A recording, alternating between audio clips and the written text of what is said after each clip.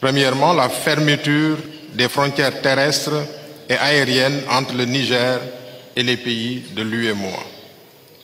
Deuxièmement, l'interdiction du survol de l'espace de l'UEMOA à tout aéronef à destination ou en provenance du Niger.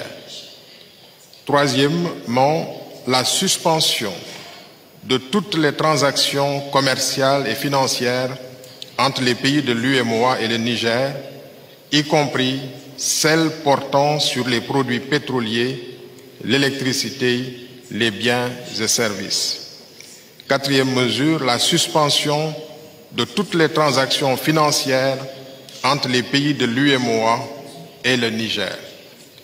Cinquièmement, le gel des avoirs financiers et monétaires de l'État du Niger à la BCEAO et dans les banques commerciales des pays de l'UEMOA.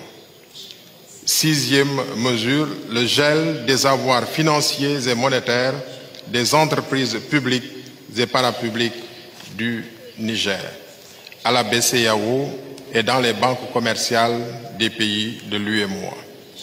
Septièmement, la suspension des opérations financières entre les banques du Niger et les banques installées dans les autres pays de l'UEMOA. Huitième mesure, la suspension de toute assistance et transactions financières en faveur du Niger par les institutions de financement de l'UEMOA, particulièrement la BOAD.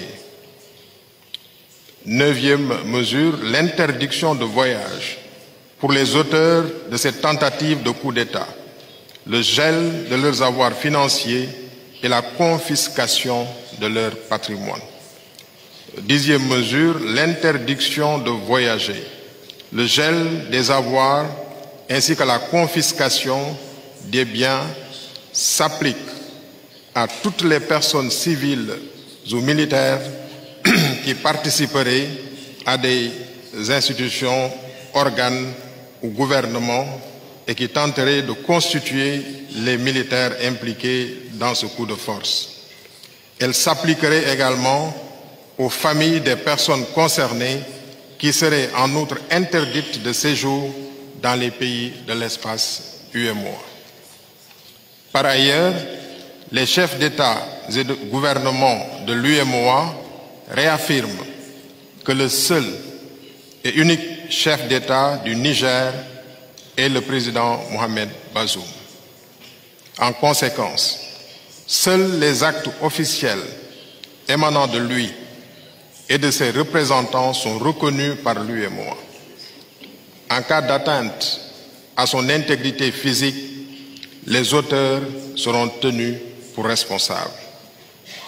Les chefs d'État et de gouvernement expriment leur soutien et leur solidarité au peuple nigérien et réaffirment leur ferme engagement à œuvrer pour le rétablissement de l'ordre institutionnel